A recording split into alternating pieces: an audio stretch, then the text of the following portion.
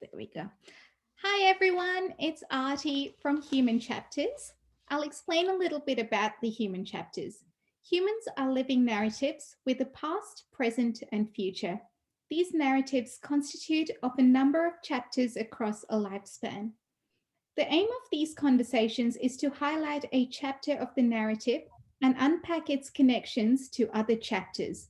I don't care whether people are natural storytellers, but I truly do believe that each person has a worthy story to tell. An acknowledgement to country. We acknowledge the traditional owners of the land which now comprises Greater Shepparton. We pay respect to their tribal elders, past and present and emerging. We celebrate their continuing culture and we acknowledge the memory of their ancestors. And today I am so honored and pleased to say we're talking to Shikha, and her chapter is titled Freedom in Shikhazuri. I'll pass on the platform to Shikha to introduce. Go for it. Arti, thank you so much for having me. First of all, I just wanted to acknowledge you and what you're doing with Human Chapters. I absolutely love the concept, and I'm really honored to be here to talk to you and your audience today. Thank you. Thank you so much, Shika. Tell us a bit about yourself. Sure. I was born and bred in Nairobi, Kenya, where I currently am right now. I'll just give you a very sort of brief background. So it will kind of segue into sort of a bit of my nomadic journey and how sort of Shikhazuri was born. So Shikhazuri is my jewelry brand, but I don't come from a jewelry making academic background at all. I've always been, very passionate about arts and crafts. But when I went to university, I actually did a law degree. I wasn't sure what I wanted to do. And like most sort of Indian parents, they kind of guide you on the path of like a safe career or at least academic background. So I went to the UK. I did my undergraduate and my master's in law. And then I came back to Kenya. I was just not very drawn to working in the corporate world in the UK. But one of the areas of law that I was very interested in was environmental law. So I came back to Kenya hoping to maybe find something that I could do in that field.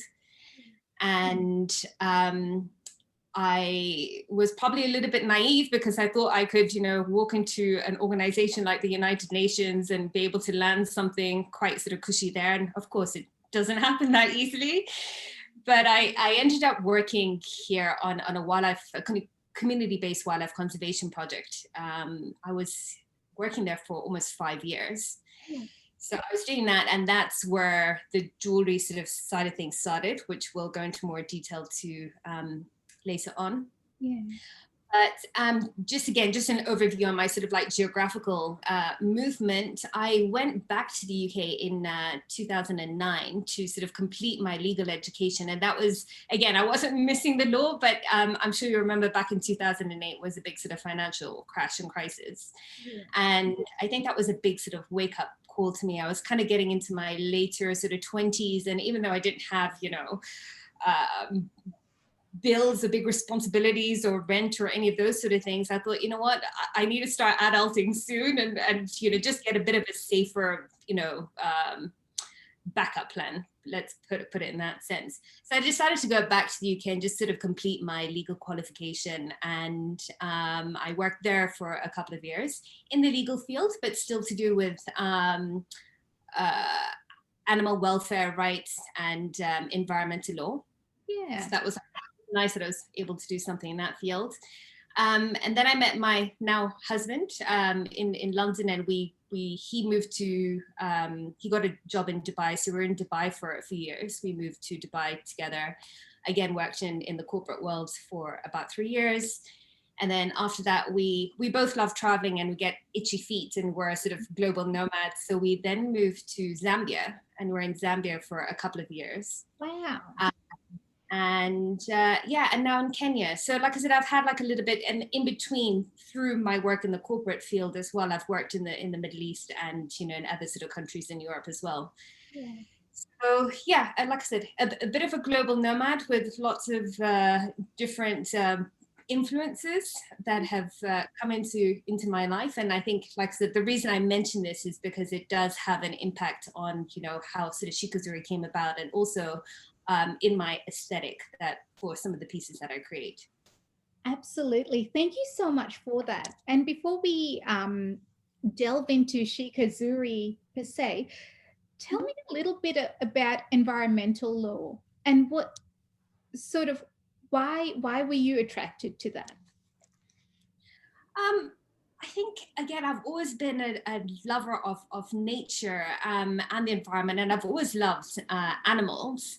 And there was just something, like I said, when I was studying my sort of environmental law sort of curriculum, that it just really resonated with me.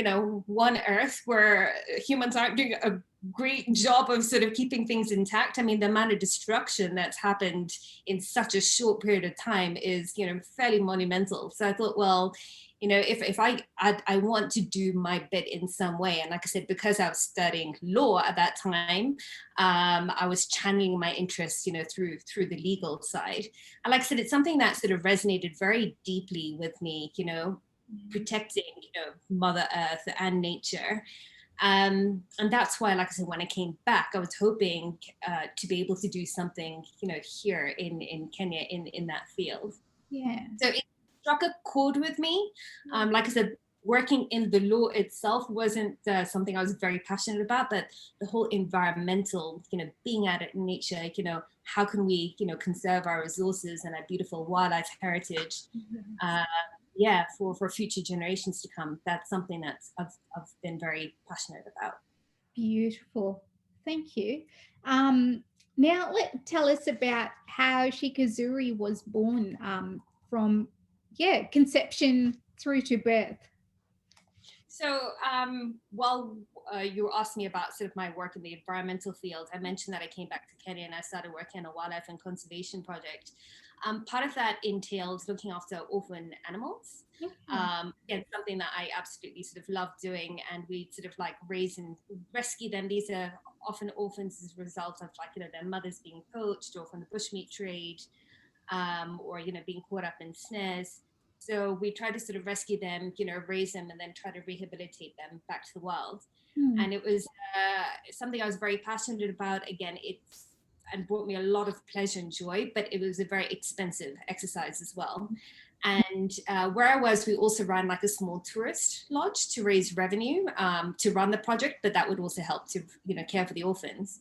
But as I mentioned previously, this is during like that sort of 2008, 2009 period when the big financial crisis happened and our bookings went down to almost zero. So our revenue just fell overnight. And I thought, okay, we've got all these orphans, we've got this project running, we still need to find, alternative means of income to help to keep, the wolf away from the door and things running. So, and I also had time on my hands now because we didn't have a lot of sort of tourism coming in.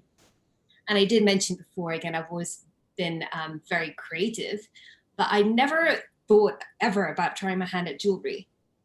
But during this time, I'd often sort of go to like a lot of, markets just around the country as we sort of travel locally, to do sort of promotions and just visit other projects. I'm sure you've been to a lot of these beautiful markets here, also in sort of in Nairobi, but outside. But the wares that these artisans sort of produce and their craft is just so beautiful. I mean, I've grown up with it, as I'm sure you have as well, but still, it's just so beautiful and inspiring to see all of that. So I'd see these, beautiful, items of jewelry, and also like these gorgeous beads from all over Africa. A lot of them come from like West Africa as well, really colorful, bright, recycled glass beads. So I thought, what? Let me try my hand at this and see if there's something that can be a creative outlet, but also can I make jewelry, and is it something that I can derive an income from? So literally that is how it started. I bought a bunch of beads. I spoke to some of the ladies at the market and I said, listen, what do I need to do to make a necklace? And they're brilliant. They were lovely. They said, okay, well, get a bit of fishing wire, go to the shop, buy some clasps, YouTube wasn't so prominent then, but fortunately we did have Google around. So I just, Googled a few sort of simple tutorials and I just started making, pieces. And I got such a great response from, friends and family, and I was able to sell pieces. And they're like, listen, you know what, you might be onto something. I mean, at that point, it wasn't a business. It was just something I was very inspired to do, because I saw that this was a means of raising revenue that I could put back into wildlife conservation. So that's where the whole sort of idea started.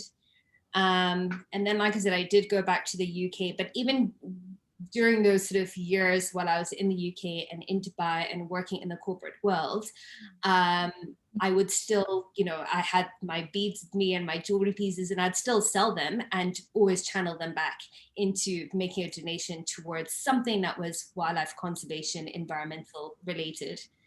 Um, and when we moved to Zambia, and I wasn't working at that time, um, my husband was like, you've always thought about doing this as a business. You know what? Maybe now's the time. You're not working. We didn't know how long we're going to be there for. So I thought, okay, well, not necessarily now or never, but this is a great opportunity for me to get my heels stuck in, and let's try to make something of this. So that's actually where it sort of started off as a business, and that was in about 2015. So I've been running as a business for just over, five years. That's amazing. Your eyes absolutely lit up when you were talking about that first sort of experience, or when you first started making those, the jewelry with the beads. What we use that term, we are inspired by it, but what did it actually mean for you when you made that first necklace? And yeah, describe that if I you think can. on a very I don't want to say superficial level, but on a, almost like that sort of inner child comes out of you when you're able to sort of, make something, and it's like, look, I made it, I did it. And then the fact that, people who are willing to part with precious pennies to pay for it, that, brought, more sort of joy to me. Like I said, not from a monetary perspective, but just from a gratitude, perspective, that people are willing to sort of pay for this. And that, again, I could sort of, like I said, raise funds that I could channel into causes that I cared about. So there's that aspect. But I think as time went on, and when I talk about, the colors and, how they're made, and again, it's like recycled glass, I think it's just the amazement of what goes into, creating those actual beads and components, and then being able to take it a step further and make it into a beautiful piece of adornment. There's that aspect, but it's also learning about, the cultures, where these beads have come from and what these colors mean to them. It's such a rich history, which I never knew about. But again, it lights me up, because I'm still learning about, what different beads mean and how they originated, and, what are the cultures that they sort of, stemmed from. Yeah. And it's got a lot of, deep sort of cultural meaning to them. So all of that is just, it's very, again, I use the term inspiring, but it is very inspiring to me. Absolutely. Can you tell us about some of the beads and cultures and things that you've learned in your journey? Yeah, I think maybe one of the, I've actually got like a few sort of pieces out here that might actually just help to sort of kind of illustrate that. And this is what I'm sort of, I'll take you through a couple of pieces, Sure. but I think this is one of the things that I also wanted to communicate through my brand. Of course, so Shikhazuri, my tagline is jewelry with a story, because I want to be able to communicate, to my customers and clients, or even just people who are just admiring these, pieces, what do these pieces mean to the cultures from where the actual components came from. What does it mean to them? Different colors mean different things, different stones mean different things. I'll try to do my best at remembering sort of some of them, but I think the whole sort of inspiration initially, especially with the one of a kind pieces, was a fusion of cultures and style brought into one piece. So I'm not sure how can you see that sort of quite close? I'll bring this as an example. So this is like, it's a snuff box pendant, and it comes from South Sudan, and it's got some really beautiful sort of wire that's inlaid into the pendant, and it opens up as well. I'll open that up. But traditionally, the artisans would actually sort of, they would put like their like tobacco and stuff in there, and like carry it out when they're in the in the fields or there or whatever they were doing. They'd carry now of course there's no tobacco in there, but again there's just beautiful old just understanding, like learning about the history and what they'd use them for. And what I've done is I've combined them with these, like, again, recycled glass beads that come from West Africa. So again, the reason I like using them is because they take all these bottles, empty bottles, and they crush them up, and they literally they grind them into a powder, and then they mix them with like kaolin clay, and they fire them in a hot sort of like kiln to make these beautiful sort of beads. And similar sort of process, with the brass beads as well. They also come from West Africa, and a lot of them are made using recycled bits of metals. I love the whole sort of like recycling aspect. That's probably a bit more, actually it's not a really modern technique. It's something that they have been doing for many years. But I like to be able to use stuff that, again, that has significance, that also has like a bit of like an environmental play into that. This is again a similar pendant that is from West Africa, that has patterns sort of etched into it. I'm not sure if you can see that. But when I talk about the cultural fusion, these are beautiful Tibetan beads that have like turquoise sort of embedded in them. And again, what turquoise means to like the Tibetans is very different to what it means in like the Western world. A lot of there's a lot of like sort of good luck properties that are imbued in these stones as well. And then I've combined it with it's actually African jade, but I'm sure you see here a lot about jade that comes, from the Chinese, for example. Again, a lot of good luck, beautiful, positive attributes that comes through the jade. And I'll let you just check this out. And again, we've got like the West African sort of recycled beads, but they've like painted these, again, each one is like sort of hand painted, which I just think is absolutely sort of like phenomenal, the artisanship that's gone into them. So this whole piece in itself is is a story. It's a fusion of sort of West Africa, the brass, the recycled glass, the painting sort of techniques. You got a bit of like Tibetan there as well, then the turquoise. So it's not for everybody. There are quite sort of bold pieces, but I think a big part of, like I said, what I do is trying to communicate like the whole sort of like cultural symbolism and story. And it's a very sort of like niche product, but for those who are inspired by these stories, they absolutely love them. And that just gives me so much more joy to keep on going on and producing pieces like this. Absolutely. Like I'm just thinking about keeping history alive through the culture, the color, the texture, um, Mm-hmm. the reason for why they did it. It's so Yes, absolutely fantastic. Wow, absolutely. that's so deep. And what inspires your designs? So going back to the cultural element, like I said, I'll always try to Africa is very, very dear to me. Born and brought up in Kenya, I just love the diversity that we have on this continent. So in every single piece, I will try to infuse an element of Africa in there, even if it's just like a little bead or a pendant or a stone that sort of originates from here. But I think when I talk about sort of cultural adornment and fusion, one thing that initially struck me is, and also through my travels, is that how we're all sort of, beings from that live in this global village, and each one of us individually, we're not just an imprint of the place that we're born and brought up in. We're influenced by the places that we travel to, the food that we eat. I'm a third generation Indian born in Kenya. I went to school with sort of like children from all different sort of races and backgrounds. You come back home and you eat your Indian food, you go out with your friends and you might have pizza or something. So it's just, like I said, it's every facet of your life is just a fusion of different sort of cultures that comes in, from, the television programs you watch, to the people that you encounter, to like the food you eat, the books. So again, I wanted to just kind of like reignite that through the jewelry, and call it like a fusion of different cultures and styles into a piece of adornment. So that's a big inspiration behind the one of a kind pieces. I do have a couple of other sort of collections. One of the other things when I moved back to Kenya that was very dear to me was working closely with local artisans.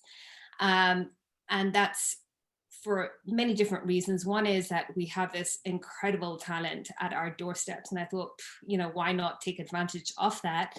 Not only does give me the ability to sort of give them work and help them to keep their businesses growing and enable them to earn an income. But also, like I said, they have all these sort of beautiful techniques, and why not make use of that as well? And like I said, one running theme throughout everything I do has always been giving back in some way, shape, or form to wildlife conservation. So I'll just again quickly sort of just take you up here, just to give a bit of context. But these are some pieces from a collection called like my Tembo collection. So Tembo means elephant. And I created a whole different collection that was inspired by the elephant. For example, that's like an elephant tail with like little tassels to mimic like the playfulness and of the elephant's tail. And then we've got like a little sort of like, a tusk with, beads, because they have like phenomenal beading work. And then again, a play on like, different facets, forms of the elephant, but this is using sustainable jacaranda wood. So everything is, environmentally friendly, with the whole story of, don't, not to wear ivory, but, that you can support local artisans by, wearing jewelry that they sort of create, but that's again completely environmentally friendly, that's sustainable, that supports them as well. And also with the message, this is something that I learned very deeply from my work in community conservation, is that you've got to look, if you want to look after wildlife, you've got to involve the community as well, and look after them, because a lot of like the poaching and the bushmeat trade goes on, because I'm not excusing this at any level, but because they it's a lack of education, not having sort of means of generating income. So if we can like divert their attention and resources into sort of becoming economically self-sufficient and educating them about the importance of conservation, a lot of this helps to go towards that as well. So yeah, so working with local artisans is something that I'm very sort of passionate about. And then we have like a third collection of jewelry, which is like the little jewelry charms that I'm sure you've sort of seen on our social media channels. So we have like a big 5 in our sort of Savannah collection, which we're quite sort of popularly known for. But again, every single piece comes with like a little story card. So for example, this is like a little rhino bangle, but everything comes with like a little story card. So it tells you about the symbolism behind the piece, but it also tells you about, how we give back to different sort of wildlife conservation causes, and also help local artisans at the same time. Yeah, absolutely. And Shika, others, so just sort of recapping the 3 different collections. The first one was the one of a kind piece collection. The second one is the elephant collection supporting, elephant conservation. Yes. Yeah. The third one is the Savannah. Yes, the Savannah, it's a charm jewelry. Yeah. So that's really, again, the aesthetic is very different. It's very sort of easy to wear, everyday pieces. Yeah. Yeah. That's beautiful. And are these artisans, are they from all over in Kenya, or how do you find them and start working with them or building those relationships?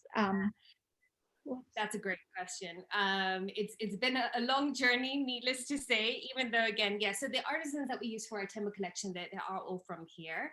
Yeah. They come from Kibera slums Yeah. and Rongai as well. Yeah. Uh, so initially, what I did was, again, when I would go to the markets, like the Maasai markets, to source my beads, and I would see different artisans there who had their jewelry on display that used techniques that I sort of envisaged incorporating into my collections. I would just speak to them and say, listen, I have this, design. Do you think that you can, reproduce this for me? And that's literally how it began, was just Mm. working with different individuals that way, a lot of trial and error. But one thing I love about Kenyans is that they really want to please, and they will try and they'll do take one all the way up to take 10. I mean, they'll do as many takes as you allow them to do. So they're incredibly resilient, and they're so proud of their work as well. And yeah, many of them are very, very talented. So that's how I got to know a lot of the artisans that I work with. But I Mm. also work down the line. I met a local jewelry designer who also sort of works quite closely with. She's got a much wider network of artisans that she works with, and she's the one who introduced me to a lot of them who work, in the slums as well. And Yeah. again, I love the fact that we're sort of opening up our sort of manufacturing network and able to support a lot more people. So yeah, it's a lot of networking and a lot of Mm. trial and error. That's Yeah. amazing. And from from their experience, what has it been like for them working with jewelry designers? Have you, yeah, received any feedback or? Yeah, I think there's a lot of people like me. There's also a lot of international companies like, who do come and outsource their manufacturing to Kenya. And like I said, there's Kenya is quite sort of popular for, especially like their brass jewelry, using a lot of recycled materials. Like I said, I've used like the recycled sort of jacaranda wood. A lot of people use like, the recycled sort of horn, like sort of cow horn, Yeah. as well as jewelry. I don't use that, but again, it's just a great way of like sort of recycling and upcycling sort of materials that are sort of locally available. Yeah. So I don't think it wasn't an unusual experience, let's say, for them, because they do work. Like I said, I know quite a few big international companies that do um, get a lot of their products that are made out here. And it's not only jewelry. I mean, they do a very wide sort of variety of sort of arts and crafts. But I Yeah. guess when it comes down to translating your specific vision, like I was so specific with the elephant collection because I wanted to make sure that, again, each piece had a story behind it, and that, like I said, with the tassel-tail necklace, like the playfulness of the elephant tail Yeah. and like the little organic texture. I didn't want it all bright and shiny. I said, this is something that's meant to sort of like mimic and inspire you about the elephant. So it also involves me going out to like, the national parks and just spending days with elephants and taking pictures and sketching. And then again, putting that onto paper and then going and working with them and Yeah. translate that into an actual product. That's amazing because that was going to be one of my next question is how long does it take for the different pieces yeah, from start to finish? The Tembo collection probably took me 6 to 8 months. But on the other hand, again, I am it's a one man show. If I had like a team who was, where I where I'd ask people to sort of go out to the field and liaise with the different artisans, and that might be a different sort of scenario. Here, it's me, doing all this. So yes, I have a team of people that I work with in terms of like the artisans, but in terms of running, Shikhazuri and the business side of things, Yeah, it's just me. So I get maybe it took a little bit longer in that respect. sure. But yeah, it was probably a good sort of 6 to 8 months. And then even then, when you get a project done and you think, right, this is it. You get sort of 5 pieces made, and then you start to wear them or leave them outside, and then you have to you see how different metals might react to different sort of conditions. We've tried to sort of gold plate some things. or not plait them. We had, this is a really interesting piece that we did. So Oh, it's like it's a choker, and it's like the tusk on the one side and then it's a trunk on the other. yeah. Now this piece, again, I wanted to incorporate a lot of this, like a lot of organic texture of like the trunk that you might see. And then I wanted the smoothness of the tusk. So this component from there to there is actually a piece of, again, recycled jacaranda wood. And Mm. I love like the contrast. So we got a bunch of these made. And then these started sort of breaking off, like, when you apply pressure. So even when you tell a client, I mean, it's quite strong and sturdy. I mean, I'm applying a lot of pressure, but, as a client, you'll just sort of, you might pull it apart to put it Yeah. down your neck. And, you can like do little sort of like diagrams and designs and say, no, slip it on gently and, only open it from like the brass part. But I'm not blaming clients. I mean, because I know jewelry, I know how to handle jewelry, but if somebody, gave me a bag or something else, I might just sort of like, thrust open the zip without thinking twice and the zip might come off.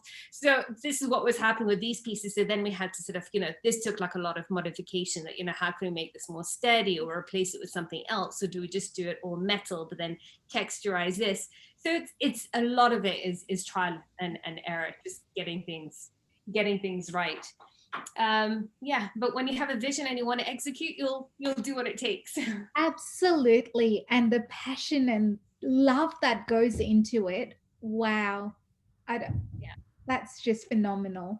And I love that piece is probably one of my favorite pieces from your collection. It's beautiful. Yeah.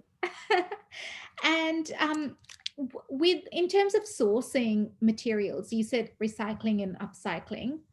How difficult or easy is it to get? Again, here in Kenya, it tends to, this is one of the things that attracted me to sort of the manufacturing industry over here, is that they're very enterprising about, using materials that they can then like recycle or upcycle. The problem is, again, there might be like a quality issue. So again, like you might think that something is just like recycled brass, but once they sort of get bits of brass and melt it down to then produce jewelry, there might be other metals mixed in. So then you can notice like, more tarnishing sort of coming up in, into the actual sort of metal. So I think that involves again trial and error. B, working with different sort of artisans and sort of and really communicating, like what your expectations are, because there might be, I try to position myself as as a mid to sort of higher sort of level brand. I don't want to. I don't. My price points aren't sort of like Masai market price points. No. So if I'm going to be charging that sort of price point, I know I need to deliver a certain quality. So it means that maybe I might have to like, spend a lot of money in product development and, reject quite a few pieces, and also go through a lot of different artisans and see who is actually going through the diligent process of like really being discerning as to what, metals they use. Yeah. But like I said, that is one of the things that I'm very fortunate to have here in Kenya, is that a lot of these artisans are very experienced, and I think availability of materials is there. Yeah. um, Conversely, though, like with the charm jewelry, like the little sort of small animal charms, that is something that I have tried to get made here, Yeah. and we don't have the manufacture, or I've not yet found the manufacturing capability for something like that. Mm. And that is something, again, like so I use sort of brass, but it's gold plated and silver plated, and that has to be, very, very good sort of quality brass, not tainted by anything. In the plating has to be, very pure to ensure that we don't have sort of tarnishing issues, and also the finesse within which, a lot of these things are sort of cut out. So this is like, a leopard, for example, the I, leopard pendant. So I get this manufactured in India. Like I said, I would love to be able to do it here if I can, but until I can, I get it done there. Again, we know that they have the technology and the machinery to be able to make these charms. But it also enables me to produce them at a more affordable sort of price point as well. So they're a really good gift item that people buy when they come and they go on safari, or they want to take something back home. But also for like a lot of locals, they sort of love, buying the stuff. So I've tried to position it where, I have like different products at different sort of price points accessible to, different markets as well. absolutely. Gosh, I'm just listening to you thinking the amount of work that goes on behind the scenes and from that start to finish point. And as a consumer, I'd come in and just see the finished product, right? And like might be deep, but I wouldn't otherwise know what sort of, yeah, work goes on behind it. Yeah, you're absolutely right. I mean, and it's nice. I'm so grateful to you to have an appreciation of that. When I told you that I've been doing this for 5 years, when I look now, I mean, it feels like I'm only just getting started, or it's like, okay, fine, I've now fine tuned that, or okay, I've just now I'm happy with this manufacturer. And when I look back, I think I started that process in like 2018 or something. I mean, even for the charm jewelry, I've gone through about 4 different manufacturers. It's not just been one person and then, boom, it's a smooth sailing ship. So yeah, a lot of trial and error. And yeah, we find customer feedback, invaluable. Sometimes, you do send a piece of jewelry out that, that they're not happy with, or, that might, on the surface, when you look at it, and when it comes in, I inspect every single piece. And I Wow. might think it's fine, but maybe it does tarnish like a lot sooner than it should. Like, a plate of jewelry will tarnish over time, but it shouldn't tarnish like within only a couple of weeks. So you also really have to learn as you go down the road. You've got to be very sort of humble, and I always say, what customer sort of comes first, and really sort of bolster up your sort of customer service directives as well. Yeah, absolutely. And, before you were talking about connection points and your influences from everything that you do and experience in life, and that's what influences you. But you've managed to have the connection point in India, but in Kenya, throughout Africa as well. That is so beautiful. And do you get a chance to collaborate with people overseas? What does your collaboration point look like?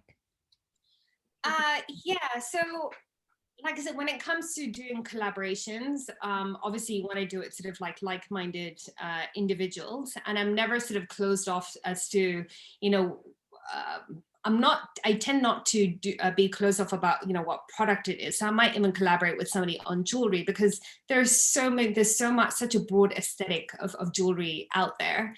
What I do ensure is that we have the same vision and similar sort of principles as well. And like I said, something that's at my core is, do they, again, do they have the same sort of philanthropic sort of attitude as well? Are they motivated about sort of giving back or supporting local? And obviously looking at a sort of similar sort of customer base.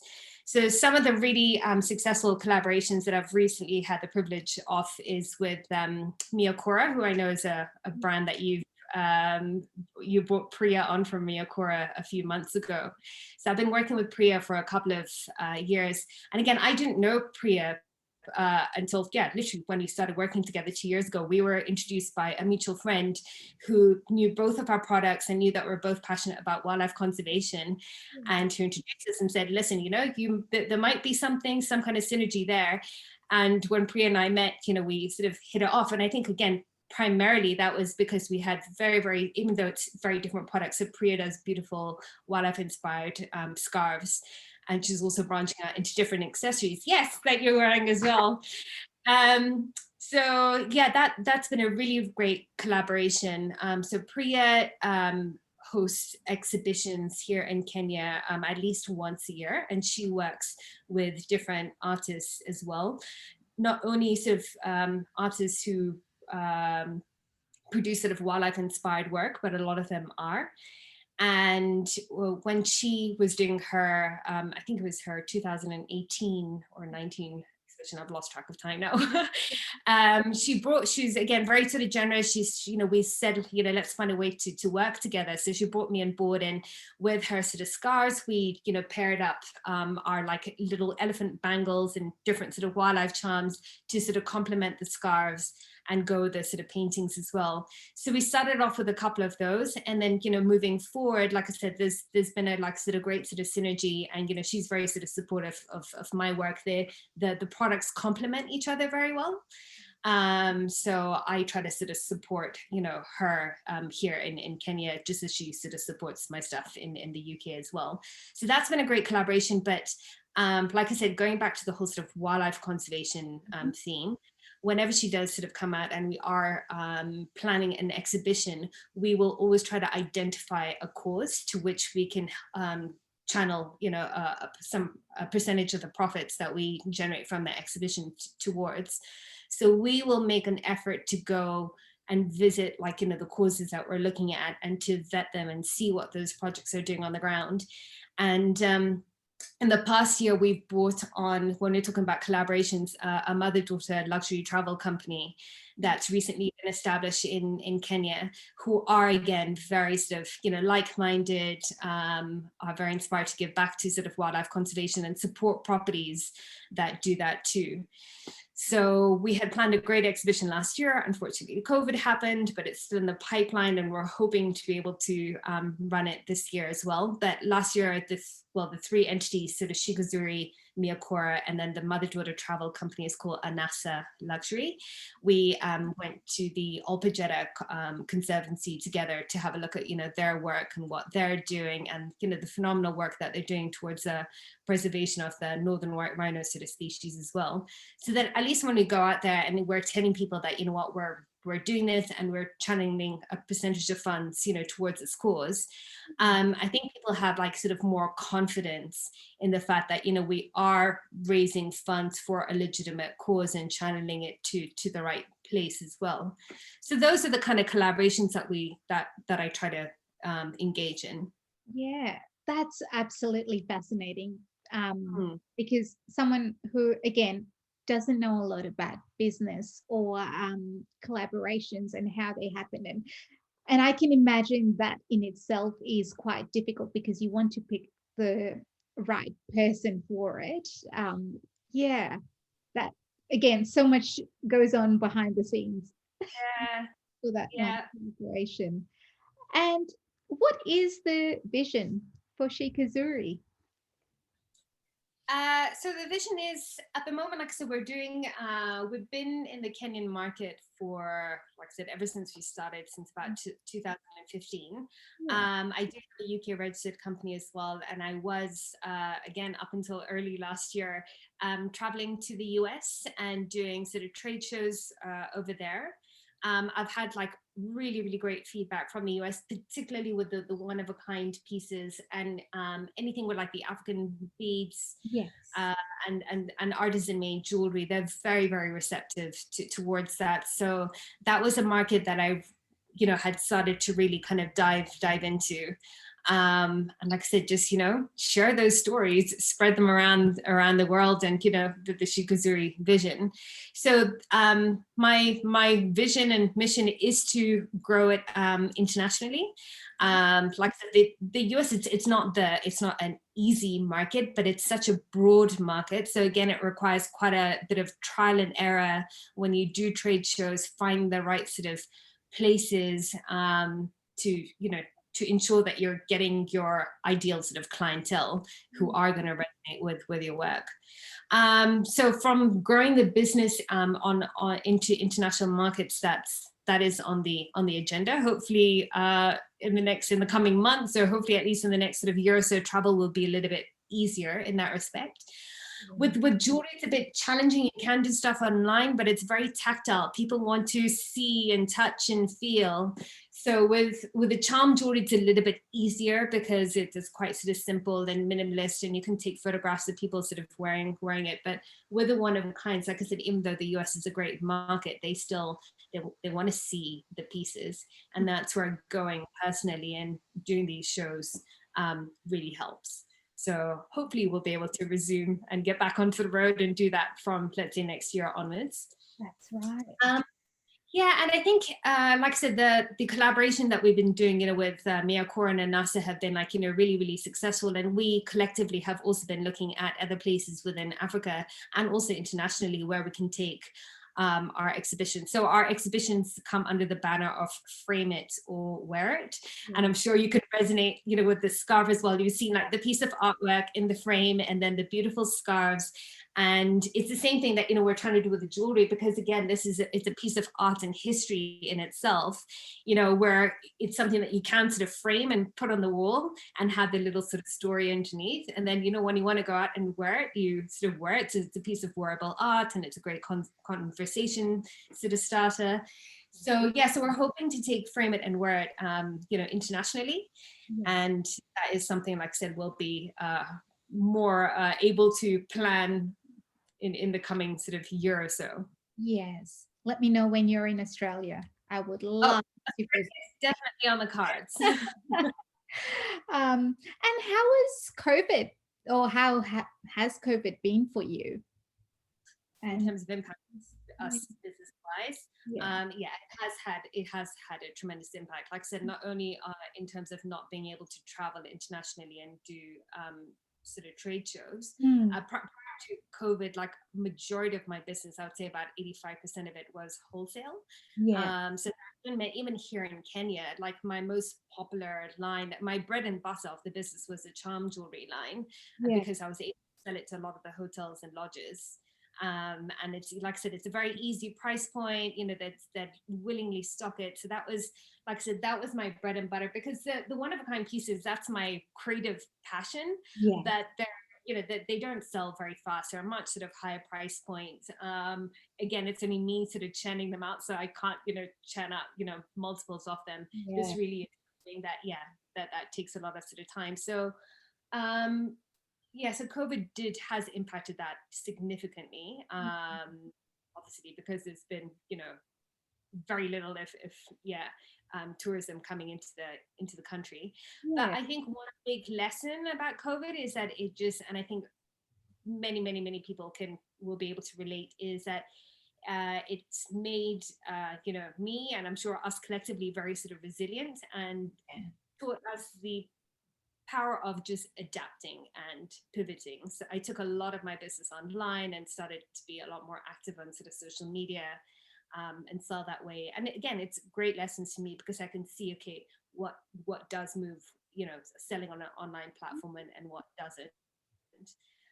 Yeah, and just literally sort of channeling majority of my resources in that direction now, but being very optimistic, about the future, that, I still want to hold my vision for the 3 different lines. Yeah. I think after a 5-year period, I've got a better concept of where each line sits in different markets.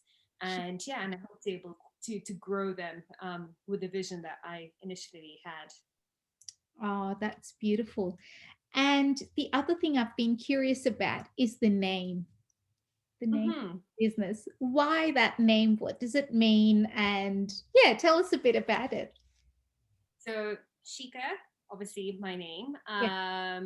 Shikha itself in Hindi, it means peak or tip of the flame. Oh, And yeah, and in Swahili, it means to catch or to hold. yeah. So, and then Zuri means beautiful in Yeah. Swahili. So I wanted to, like I said, I am the person behind the brand. I wanted like my name to be infused in there, but I like the fact that it did have like a duality of meaning in different cultures. Yeah. And as I said to you initially, what just started off the whole business was the one of a kind pieces, which I do call like a fusion of cultures and styles into a single piece of adornment. So combining chic and zuri was a means for me to be able to sort of combine like the different cultures, my background as well, being born and brought up here. I wanted to bring a bit of the Swahili sort of aspect into it. And Yeah. yeah, when you really translate it, it's like to hold something of beauty, and when you bring the Hindi meaning into it, it's almost like timeless or endless beauty, because these are pieces that I envisage that when somebody buys, that they will carry their own story, and they'll be passed down from generations and generations. And grandma will tell mom something, and will tell their daughter something different about this piece. And yeah, it just it has that whole sort of like meaning that's infused within it. So yeah, that's where I came up with the name. Jewelry with a story, and more Yep, a generational story, an extension exactly. to that. Wow. And it just rolls off the tongue so beautifully. Oh, thank you. Now, has there been anything that I haven't touched on or a question I haven't asked that something you've wanted to say? I can't think of anything specifically. I mean, let me ask you a question. In terms of your audience, like, are they? Um, I'm sure it's a mixed bag of sort of people who are, maybe in business or looking to get into business, or just people who are, again, who are inspired by people's stories. They might not necessarily be, entrepreneurs themselves. They might have their own sort of stories. But is there a particular kind of audience that you want me to maybe like sort of speak to? That's a good question. I'm not sure because it's a general audience, and I suppose my reason or aim for human chapters is really connecting with people, listening to their stories, learning from them. Um, yeah, but actually, if there is something business related that someone who is in business would like to know about, is there anything you'd like to tell them? I'm actually just sort of now thinking of maybe like a message that I can sort of get across to, whether it's, business or even sort of personal life. But I just think from my own journey, whether it is business or whether it's, motherhood or whatever it is, I think one big thing that I've learned is, really um, live with intention. Like, identify, and I am going to speak a little bit in business terms, but identify what your vision or mission is. And like I said, that you can even translate that to, personal areas of your life, and really just be very true to that. And when you do have whether it's opportunities that are coming to you, or circumstances, or when it means creating a product, Mm. always come back to that core vision, mission, intention, and ask yourself, does this resonate with me? Am I aligning myself or my decision with what my initial purpose, is? And that can obviously adapt. Like I said, a situation like COVID has had to make a lot of us adapt, and there's no reason why that can't happen. Things always evolve and change. But I think just always asking yourself, and I think it comes back to, again, living with intention, being meaningful. And I think that just leads to a more meaningful and intentional and fulfilling life. Yes, Yeah. absolutely. And it just got me thinking about sort of values and principles, right? Like whether it's in business or whether it's for yourself. And each one of us has that. But how do you identify, yeah, what are the strong values and principles for the Um, bus- business or in, yeah, like both, because I'm thinking about the connect between the two, right? Personal and yeah. business. Yeah. How do you?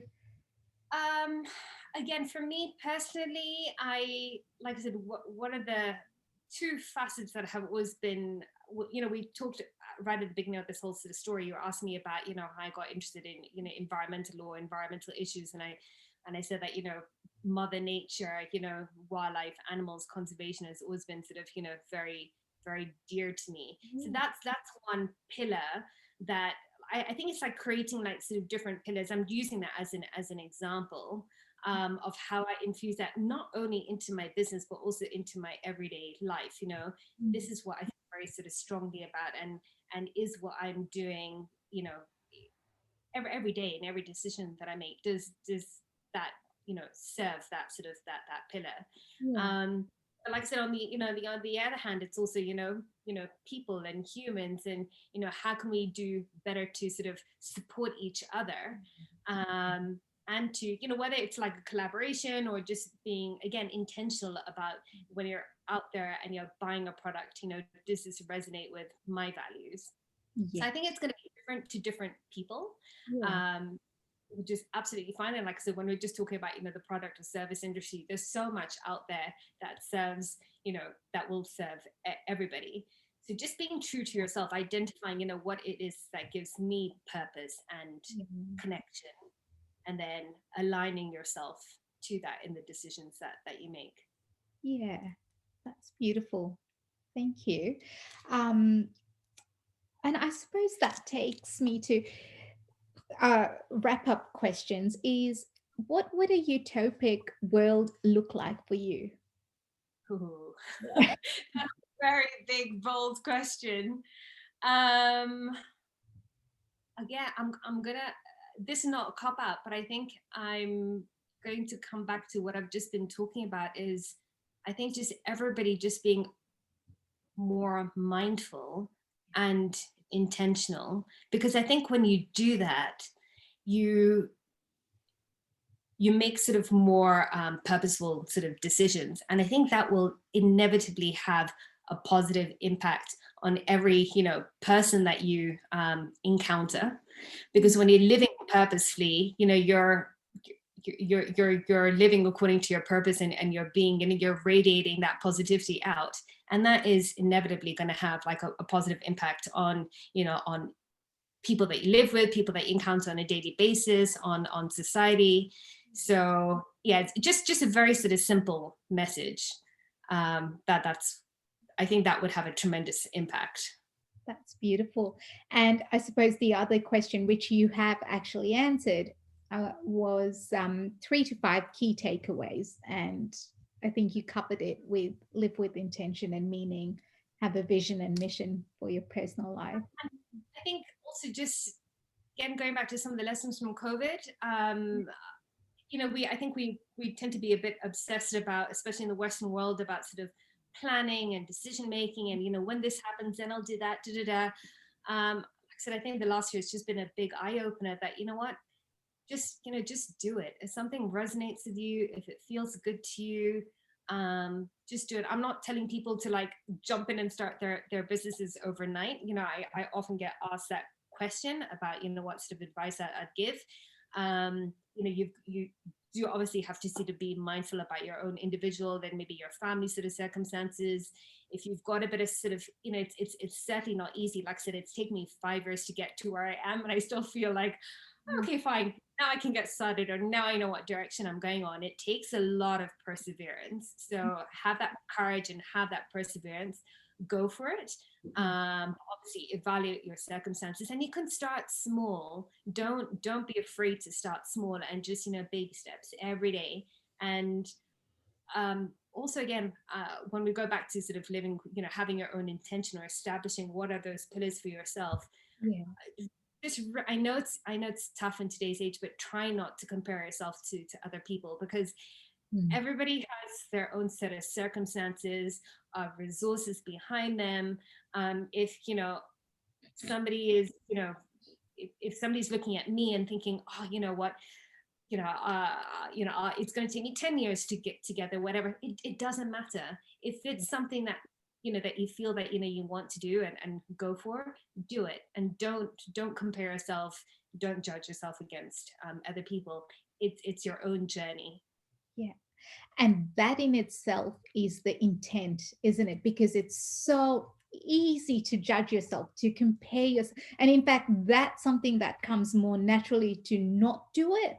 Um, Hmm. Given Yes. social media, given what we're being exposed to on a daily basis, to then go, no, I can't judge myself for it. That takes a lot more effort and intent. Yeah. Yeah, And no. no, you're 100% right. And that is why, again, if I can get that message out, I really would like to sort of emphasize on that, because I know there's so much influence out there. Social media being I'm saying the primary culprit, but there's also some really great stuff from social media. It's just filtering the good from the bad, and knowing that if you get triggered by stuff like that, then maybe don't follow some people, or just be very intentional again about who you are sort of following. Follow people that are inspirational to you, but just know and trust that this is your own journey. Yeah, and make it personal to you. Absolutely. Thank you so much, Shika, for such a beautiful conversation. I know I've taken tons from it, and just, yeah, appreciating your jewelry, your artisan ship, if that's a word even. I'm not sure, but yeah, absolutely. Yeah, appreciating your creativity and contribution to the world. You're Thank so you. welcome. Thank you so much for giving me this opportunity opportunity to share, and also for your appreciation. It means so much. And also for what you're doing, sharing our stories with, yeah, with the world essentially. So thank you as well, Arti. You're very welcome. And guys, if you after you've watched this, if it resonates with you, please feel free to share the conversation with your friends, family. Um, as I've said before, you never know what how people are going to connect with the stories and conversations. And thank you to everyone who's going to listen to this. All right.